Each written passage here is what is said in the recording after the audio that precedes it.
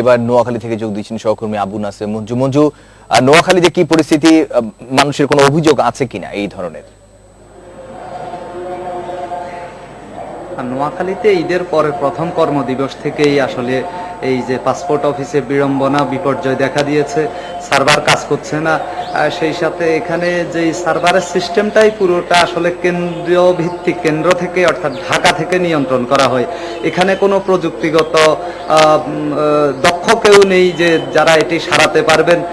ফলে ঢাকা থেকে গত 3 দিন ধরে প্রকৌশলীরা আসছেন, এসে চেষ্টা করছেন, আবার ফেল করছে, এই পরিস্থিতির মধ্যে চলছে। তো এই বিষয়ে সর্বশেষ আমার সাথে একটু আগে নোয়াখালী আঞ্চলিক পাসপোর্ট অফিসের সহকারী পরিচালক আল আমিন মৃদের সাথে কথা হয়েছে। তিনি জানিয়েছেন যে আজকে এখনো পর্যন্ত তাদের সার্ভারটি সচল রয়েছে।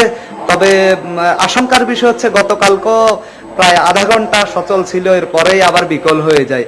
তো সচল বিকলের মধ্যেই আসলে গত 3 দিন থেকে এই তাদের সার্ভার কাজ করছে আঞ্চলিক পাসপোর্ট অফিসের। ফলে কার্যত মানুষ কোনো সেবা পাচ্ছে না। এখানে প্রতিদিনই প্রায় 3 থেকে 4 হাজার মানুষের ভিড় জমেছে, যারা পাসপোর্টের আবেদনকারী এবং যারা পাসপোর্টের বই নিতে এসছেন। তাদের প্রত্যেকের মধ্যে উদ্বেগ, উৎকণ্ঠা এবং ক্ষোভ কাজ করছে। কারণ অনেকেই দূর দূরান্ত থেকে এসছেন, দুর্গম চর থেকে এসছেন, চিকিৎসার জন্য দেশের বাইরে যাওয়া, শিক্ষার জন্য দেশের বাইরে যাওয়া এবং চাকরির প্রয়োজনে।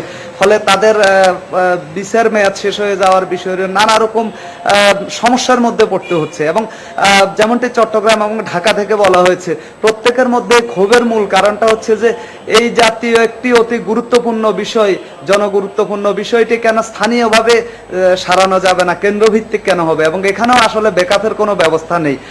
তো আমাদেরকে এখন অপেক্ষা করতে হচ্ছে কতক্ষণ এটি সচল থাকে এবং মানুষ আদৌ সেবা পাচ্ছে কিনা। সেই জন্য এই হচ্ছে আমার কাছে এখানকার আঞ্চলিক পাসপোর্ট অফিসের সর্বশেষ। সার্ভার বিকল হয় সারা দেশে, পাসপোর্টের ত্রুটি নিয়ে বিভিন্ন সাধারণ মানুষের ভোগান্তির কথা জানাচ্ছিলেন সহকর্মীরা।